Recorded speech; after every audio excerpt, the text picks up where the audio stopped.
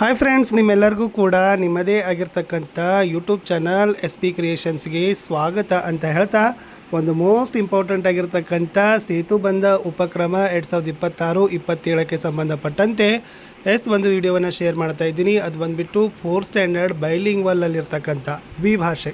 So ಏನು ಮೊದಲಿಗೆ ಇವಾಗ ಟ್ರಾನ್ಸಿಷನ್ ಪೀರಿಯಡ್ ಅಂತ ಹೇಳ್ತಾರಲ್ಲ, ಪರಿವರ್ತನಾ ಅವಧಿಯ ಮೊದಲಲ್ಲಿ ಮಾಡ್ತಕ್ಕಂಥ ಒಂದು ನೈದಾನಿಕ ಪರೀಕ್ಷೆ ಪ್ರಶ್ನೆ ಪತ್ರಿಕೆ.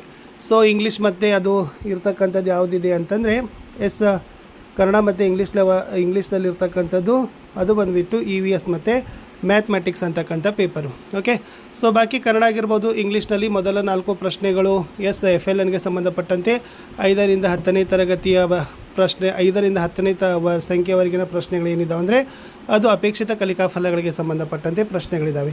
ಸೊ ವಿಡಿಯೋನ ಲೈಕ್, ಶೇರ್ ಮತ್ತು ಸಬ್ಸ್ಕ್ರೈಬ್ ಮಾಡೋದನ್ನು ಮಾತ್ರ ಮರೆದಿರಿ.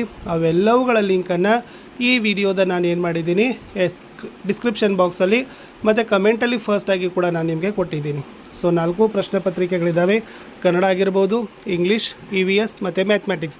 ಸೊ ಚೆನ್ನಾಗಿ ಅವುಗಳನ್ನು ಪ್ರಿಪೇರ್ ಮಾಡಿಕೊಂಡು ಮಾಡಲಾಗಿ ತೊಗೊಳ್ಬೋದು ಅಂತ ಹೇಳ್ತಾ ಇಲ್ಲಿಯವರೆಗೆ ವಿಡಿಯೋವನ್ನು ವಾಚ್ ಮಾಡಿದ್ದಕ್ಕೆ ಧನ್ಯವಾದಗಳು.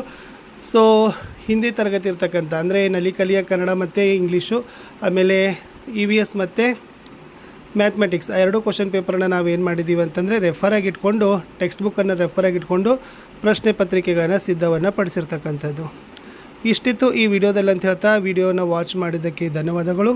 ಸೊ ನೀವು ಇನ್ನೂ ಹೆಚ್ಚಿನ ವಿಡಿಯೋಗಳನ್ನು ನಮ್ಮ ಯೂಟ್ಯೂಬ್ ಚಾನಲ್ದಲ್ಲಿ ನೋಡಿ ಅಂತ ಹೇಳ್ತಾ, ಸೊ ಸಿಗ್ತೀನಿ ಹೊಸ ವಿಡಿಯೋದಲ್ಲಿ. ಅಂಟಿಲ್ ಟೇಕ್ ಕೇರ್, ಬಾಯ್.